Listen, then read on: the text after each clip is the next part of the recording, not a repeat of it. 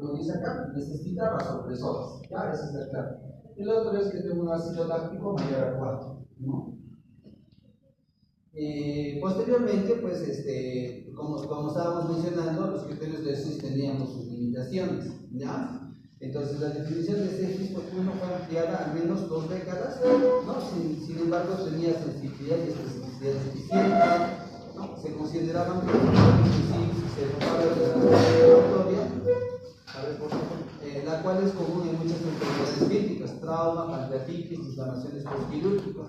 Más del 90% de los pacientes en UCI tenían los criterios de CIRS. Sin embargo, este sistema fallaba en identificar 13% de pacientes con características similares de infección, falla orgánica y de mortalidad. Entonces, ¿qué es lo que convenía? No era suficiente, ¿no? Ver los hemogramas, ver la PCR, la temperatura, la frecuencia cardíaca, ¿no? Es necesario tener algún otro parámetro más. Entonces, lo que se combinó era pues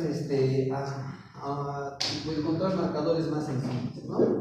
Debido a que la respuesta inflamatoria es una respuesta esperada y útil en muchos casos de infección, un desafío para una nueva definición de sepsis fue diferenciar la respuesta desregulada y potencialmente mortal presente con sepsis de proceso inflamatorio normal, que es respuesta a una infección no complicada, ¿no? Entonces, los criterios de SIRS entraban sobre todo a una respuesta inflamatoria normal, ¿no? Que se espera con la infección.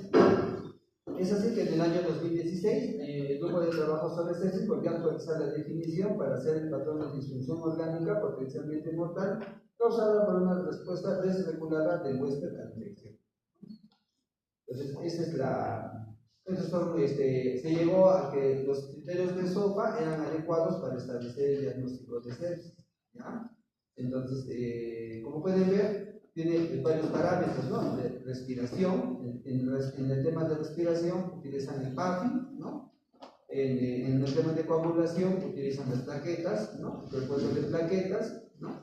En el tema de función hepática se utilizan albuminas, a nivel cardiovascular la presión arterial media, a nivel del sistema nervioso central, la escala de coma de Glasgow, como pueden ver, y a nivel renal, entra la creatinina o la diuresis, ¿no? Como pueden ver aquí, ¿no? Entonces, todo, bueno, en realidad, pues, no, el objetivo del curso no es que se aprendan pues, la tabla y los criterios, ¿no? Para eso ya existen calculadoras, ¿no? Que te pueden ayudar con más precisión. Pero la idea es que tengan en cuenta cuáles son los parámetros que se utilizan, ¿no? Para que tú puedas evaluar, ¿no? Respiración, función hepática, función renal, coagulación, cardiovascular y sistema nervioso central, ¿no? Entonces, no se olviden.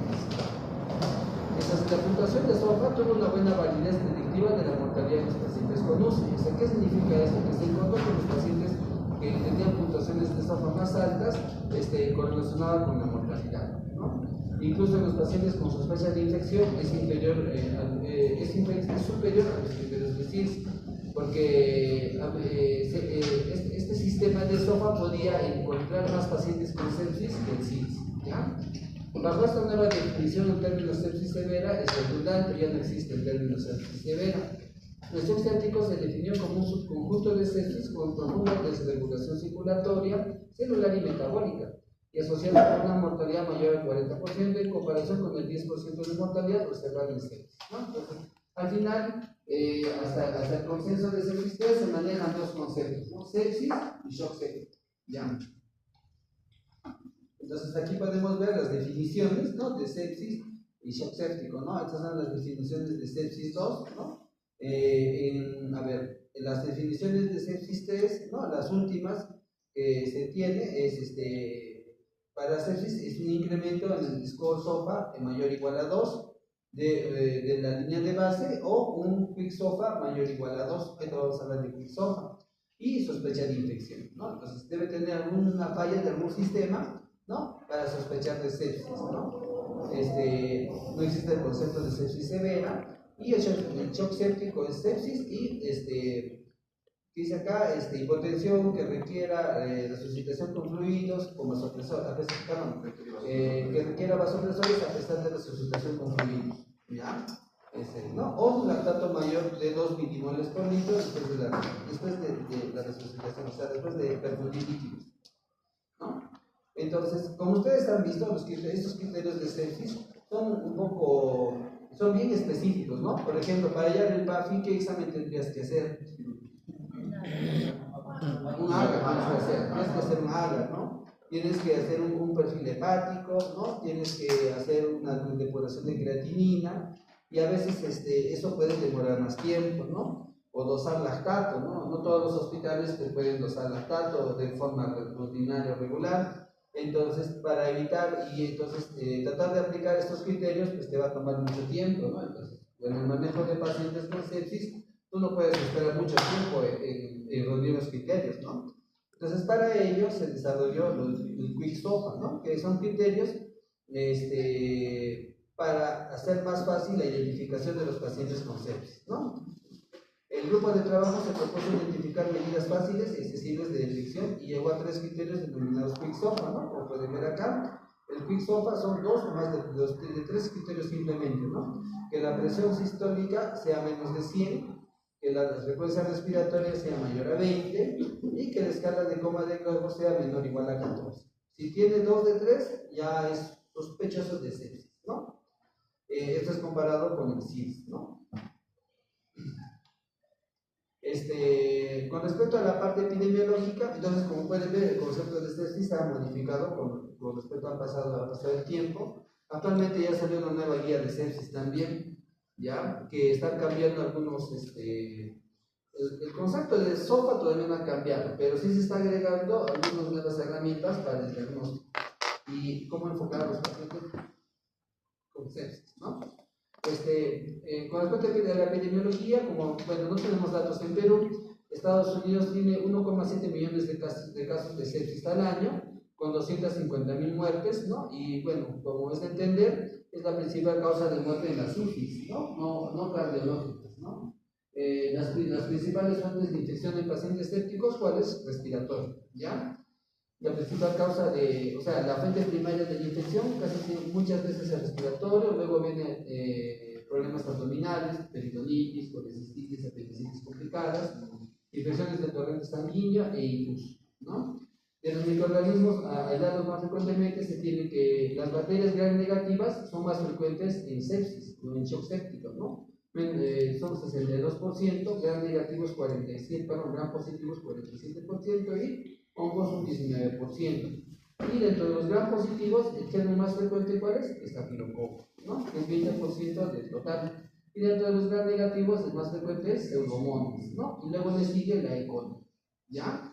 Entonces, por eso siempre cuando nosotros hacemos la evaluación, cuando por ejemplo hablamos de infecciones intrahospitalarias, siempre hablamos, ¿no? Considerar siempre estafilococo, considerar siempre Pseudomonas, ¿ya? Hay otros factores de riesgo asociados a mortalidad, por ejemplo, que la cirugía haya sido de emergencia, ¿no?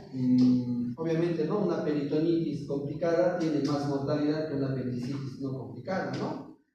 El trauma, ¿no? Si la está relacionado, por ejemplo, a un traumatismo cefalocraniano, por ejemplo, ¿no? Transferencia de una sala del hospital, o sea que el paciente ya haya estado hospitalizado, digamos, en traumatología y se infecta y pasa a UCI, ¿no? Conlleva un OR bastante, ¿no? 1,37 veces. Y así hay otros problemas de EPOC, cáncer, de inmunosupresión, cirrosis, ventilación mecánica previa o hemodiálisis, ¿no? Que todos estos factores pues, influyen en el pronóstico de los pacientes, ¿ya?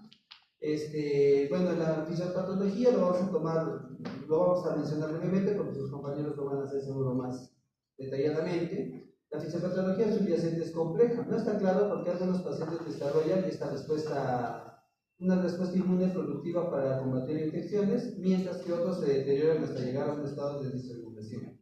Este estado se caracteriza, ¿no? El estado de sepsis, porque hay una disregulación del sistema inmune, hay una disfunción endotelial y microcirculatoria, y la sangre ya no se redistribuye de acuerdo a las necesidades fisiológicas, sino es un poco errático, ¿no? Y hay disfunción del complemento y de la coagulación. Aquí podemos ver en este gráfico, ¿no? En la parte de arriba se puede ver, ¿no? Cómo participa el sistema inmune innato, el sistema inmune adaptativo, ¿no? Cada uno con sus componentes de respuesta en el proceso de sepsis. Y en la parte inferior podemos ver las acciones de los agentes bacterianos, ¿no? Por ejemplo acá, ¿no? Entonces, la respuesta temprana a la sepsis, primero de quién parte, del sistema de la inmunidad innata, ¿no? Con la liberación de citoquinas, ¿no? Como pueden ver ahí, interleuquina 1, interleuquina 6, factor de necrosis tumoral, activación del complemento, ¿no?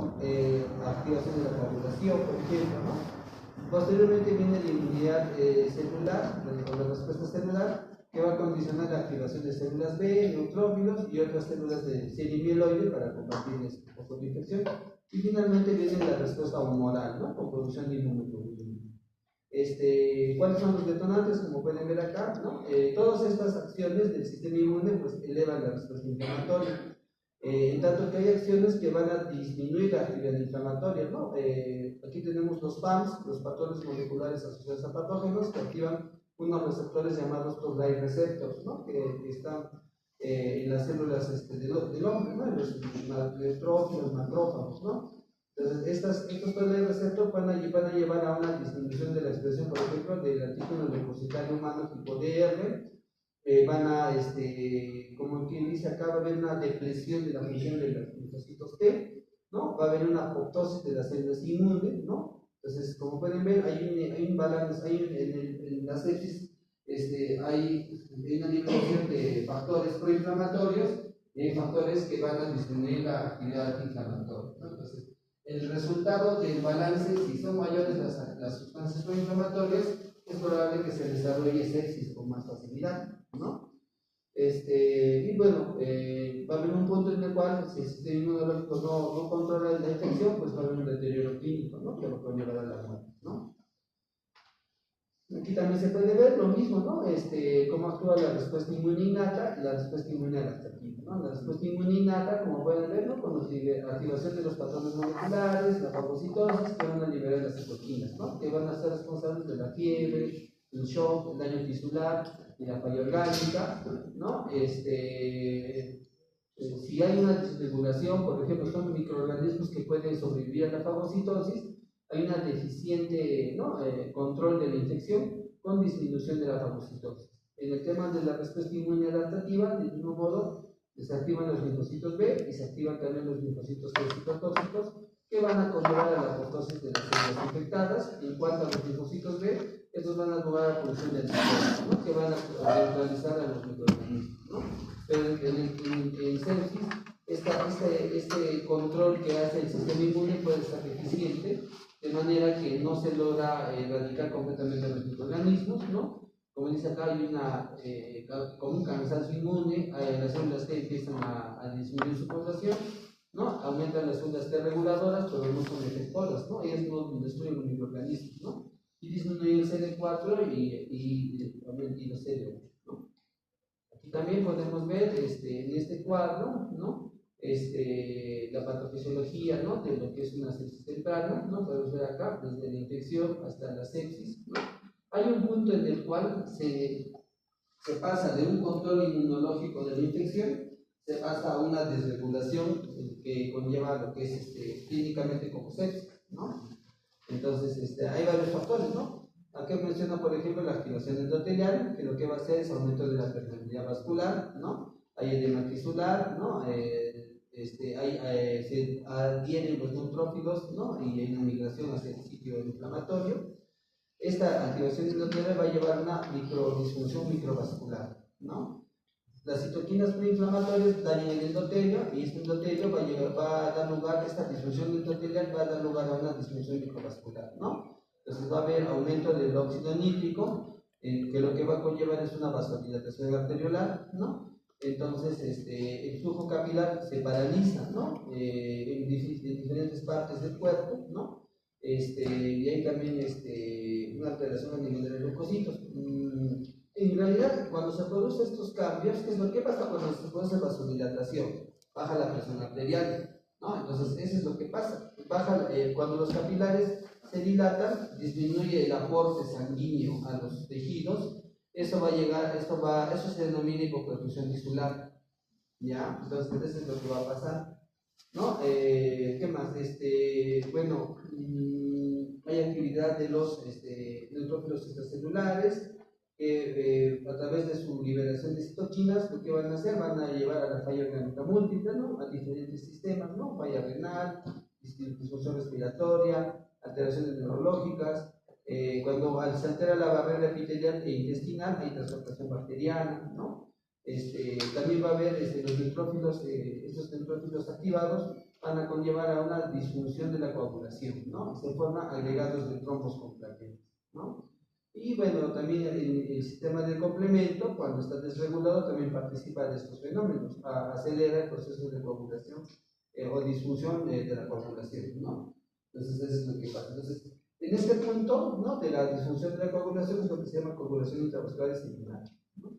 ¿Cuáles son las manifestaciones clínicas de sepsis? Bueno, lo que más conocemos, ¿no? A nivel cardiovascular, hipotensión, ¿ya? Pero aparte de la hipotensión, también hay una depresión miocárdica, o sea, hay una miocardiopatía por sepsis, ¿ya?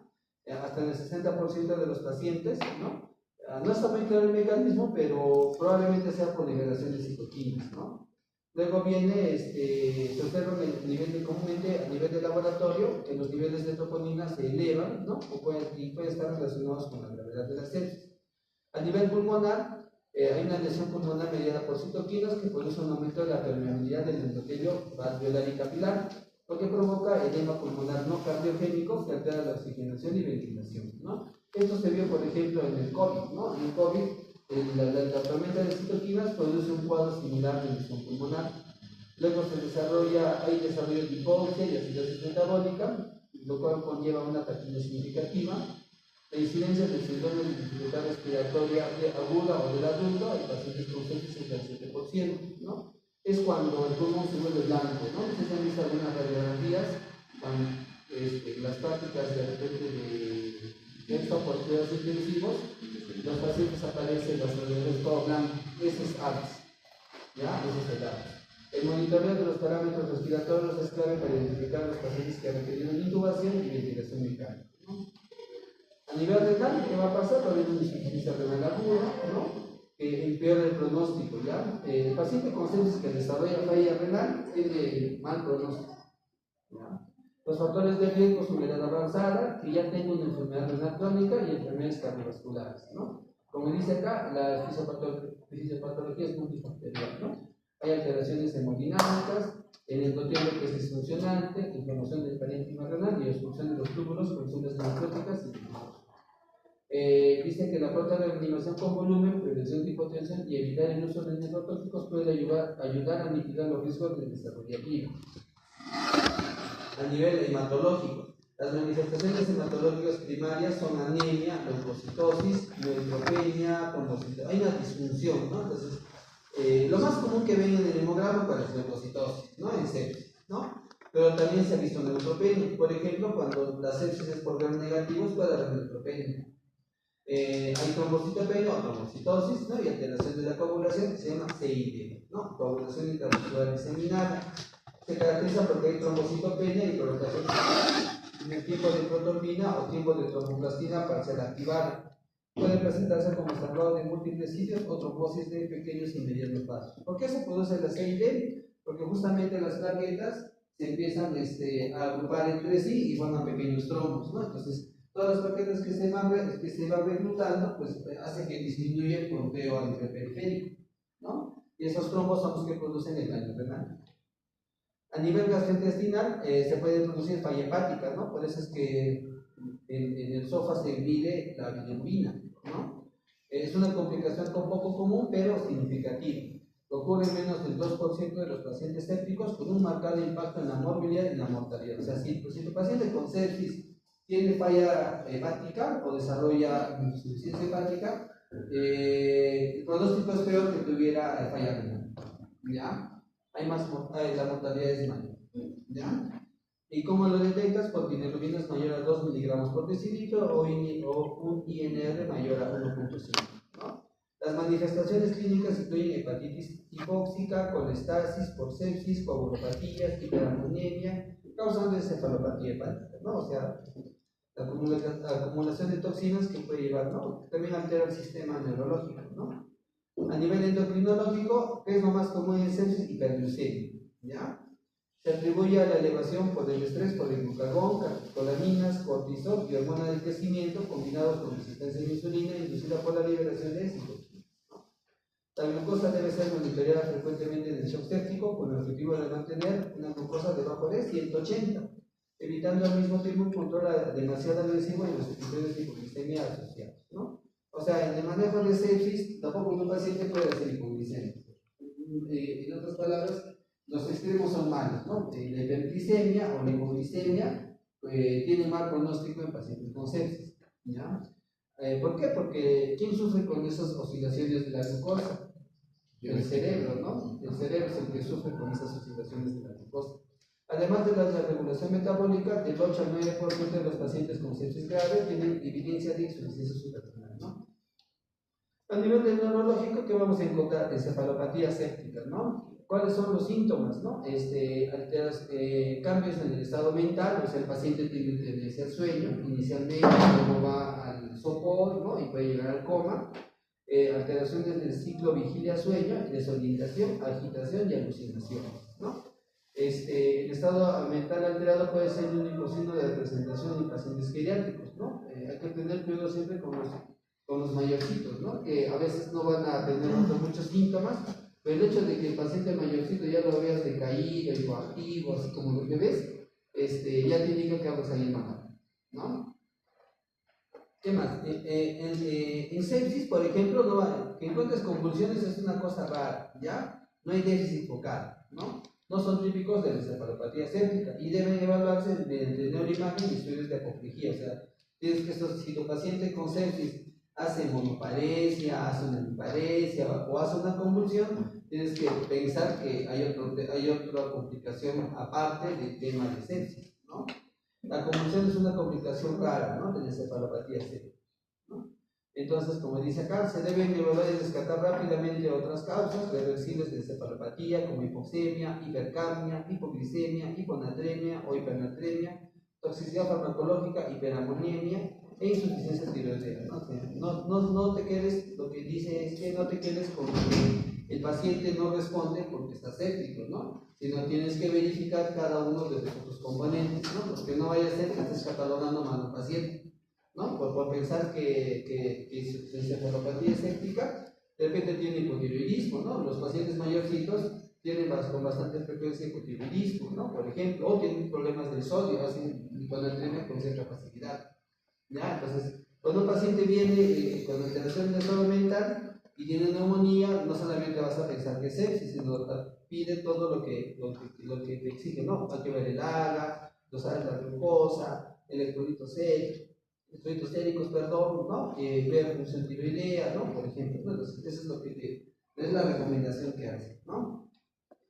El diagnóstico, bueno, ya hay que utilizar los criterios del Quick-SOPA o el CIS, que también utilizamos muchas veces. Los cultivos es importante, el cultivo siempre del órgano que sospecha, ¿no? Obviamente en sepsis, los hemocultivos son los primeros que deben de solicitar, ¿no? Estudios de imágenes nos ayudarían ¿para qué? Para determinar el foco de la infección, si es que no lo sospechas, ¿no? O no lo has encontrado aún, ¿no? Y bueno, marcadores inflamatorios son muy buenos ¿para qué? Para monitorear la evolución, ¿no? Proteína C reactiva, procalcitonina, que de por sí no hacen diagnóstico de sepsis, porque si están viendo en todos los cuadritos que hemos mostrado de diagnóstico de sepsis, en ningún lado dice que uses PCR, no dice que uses procalcitonina, ¿no? Entonces nosotros en la práctica clínica lo utilizamos sí, porque son marcadores inflamatorios, pero hay que tener cuidado al momento de interpretarlos, ¿no? Una PCR alta no necesariamente es sepsis, ¿ya?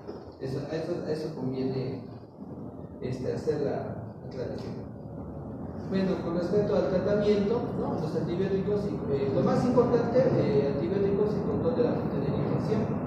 Se debe iniciar en la primera hora de presentación. Tomar cultivos antes de iniciar antibióticos, ¿no? Los antibióticos deben ser de amplio espectro, coberturando los gérmenes más probables de acuerdo a las comorbilidades del paciente y cuadro químico.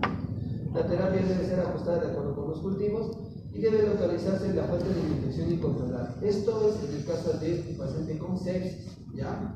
Con diagnóstico o sospecha de sepsis. En el caso de pacientes con shock séptico, lo importante es la resucitación, o sea, la fluidoterapia. No puede estar tu paciente mucho tiempo con hipotensión. ¿Por qué? porque si está mucho tiempo con hipotensión, va a desarrollar falla multiorgánica rápido, se va a condicionar el fenómeno de apoptosis, en otras palabras, ¿ya? Van a ir cayendo todos los sistemas neurológico, renal, deja de orinar, a nivel hepático se empieza a elevar las bilirrubinas, a nivel cardíaco empieza a tener disfunción miocárdica, taquicardias o bradicardias, ¿no? Se complica el paciente.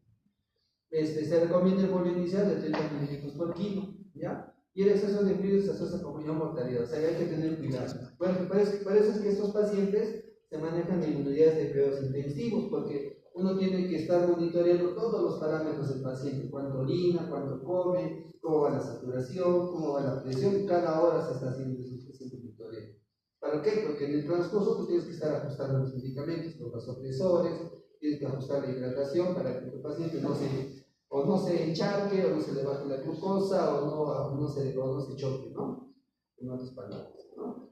Manejo de la presión arterial media elevada tiene que ser mayor a 90, una va menos de 85 se puede asociar al daño renal. El uso de vasopresores, antes se usaba dopamina, ¿no? Actualmente se recomienda el uso de noradrenalina. La epinefrina también se puede usar, pero produce más taquicardia y acidosis láctica. Y dosis altas de catecolamina se asocian a mayor mortalidad. O sea, mientras más tiempo uses y más dosis altas uses los vasopresores, hay mayor riesgo de complicaciones, ¿no? ¿Por qué? Porque al final, cuando tú usas el vasopresor, con el tiempo, se produce, estos vasopresores se caracterizan por producir vasoconstricción periférica, ¿ya? ¿Para qué? Para regular la distribución del líquido hacia los órganos vitales, ¿no? El cerebro, no tiene que caer la presión a nivel del cerebro, el corazón, los riñones, y por ello redistribuyen el flujo sanguíneo. Pero eso va a conllevar a que si un paciente está mucho tiempo con vasopresor, puede hacer isquemia, ¿no? Isquemia de zonas sacrales. Hay casos que se ha visto sepsis, sobre todo se ha visto más con dopamina, ¿no? Que hacen isquemia de los deditos, ¿ya? O del piecito, ¿no? Es por usar el vasopresor mucho tiempo, ¿no? Claro, no te queda de otra porque no le vas a quitar el vasopresor, ¿no? Es eso o que el paciente fallezca, ¿no? Por ese motivo, ¿no? Y acá es un sumario de manejo de sepsis de emergencia, ¿no? Con eso terminamos esta parte. ¿Alguna pregunta, chicos?